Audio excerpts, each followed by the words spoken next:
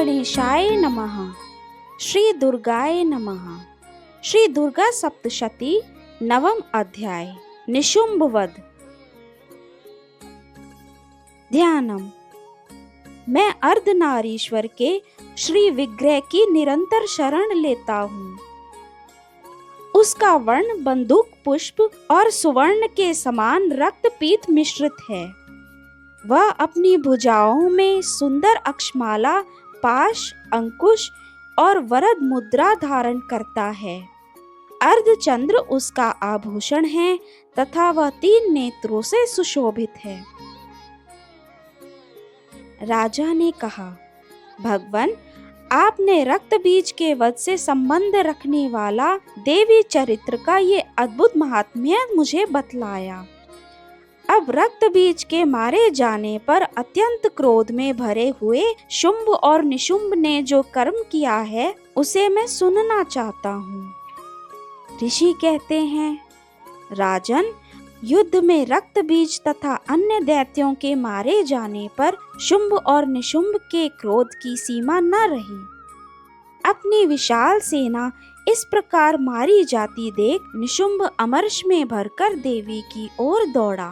उसके साथ असुरों की प्रधान सेना थी।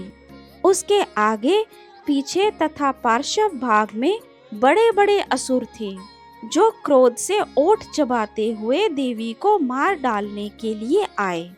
महापराक्रमी शुंभ भी अपनी सेना के साथ मात्र गणों से युद्ध करके क्रोधवश चंडिका को मारने के लिए आ पहुंचा।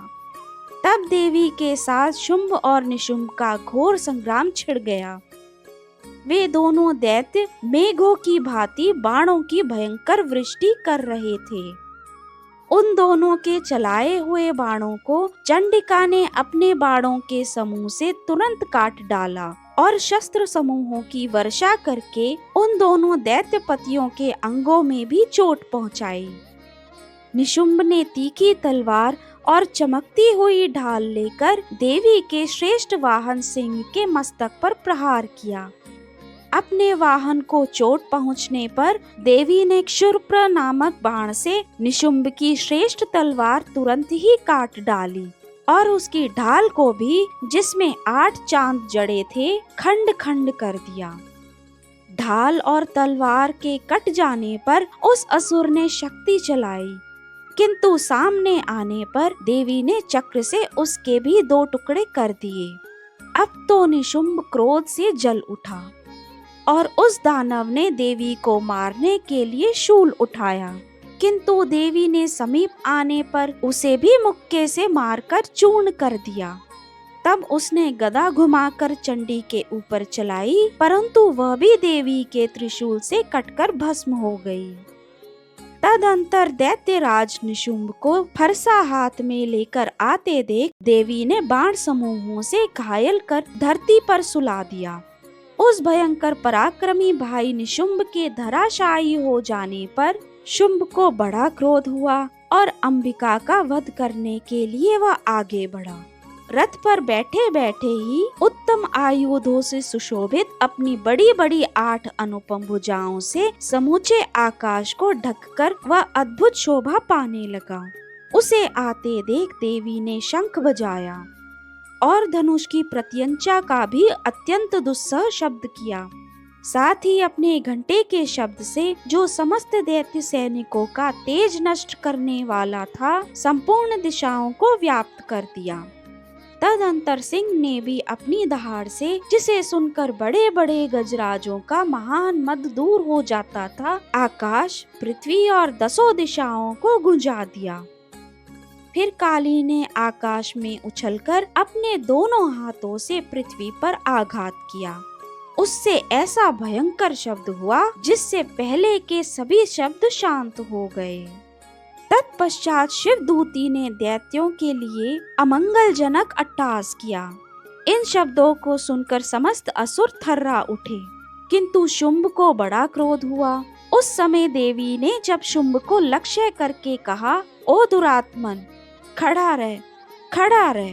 तभी आकाश में खड़े हुए देवता बोल उठे, जय हो। शुंभ ने वहां आकर ज्वालाओं से युक्त अत्यंत भयानक शक्ति चलाई।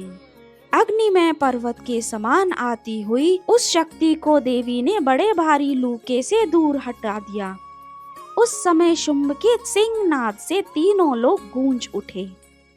उसकी प्रतिध्वनि से वज्रपात के समान भयानक शब्द हुआ, जिसने अन्य सब शब्दों को जीत लिया।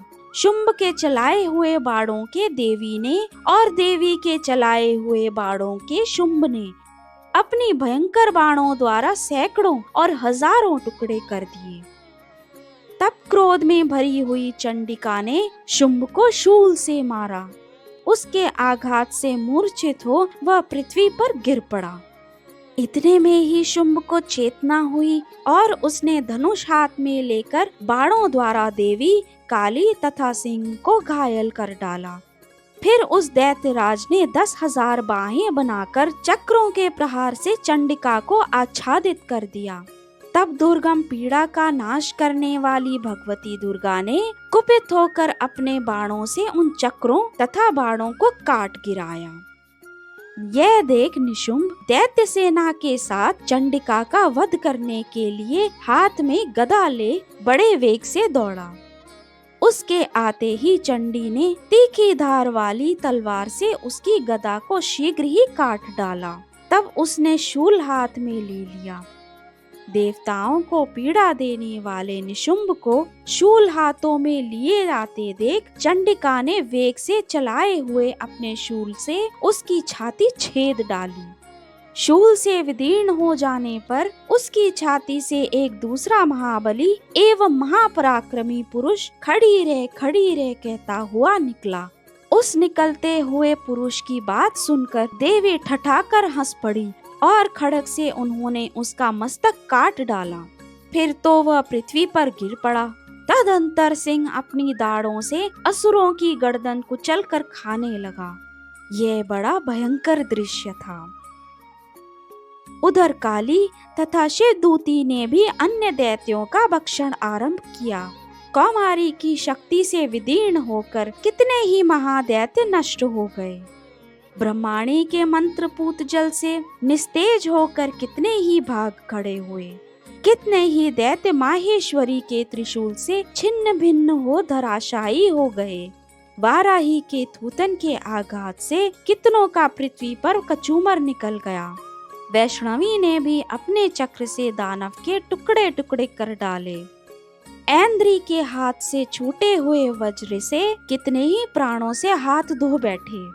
कुछ असुर नष्ट हो गए, कुछ उस महायुद्ध से भाग गए तथा कितने ही काली, शिवदूती तथा सिंह के ग्रास बन गए।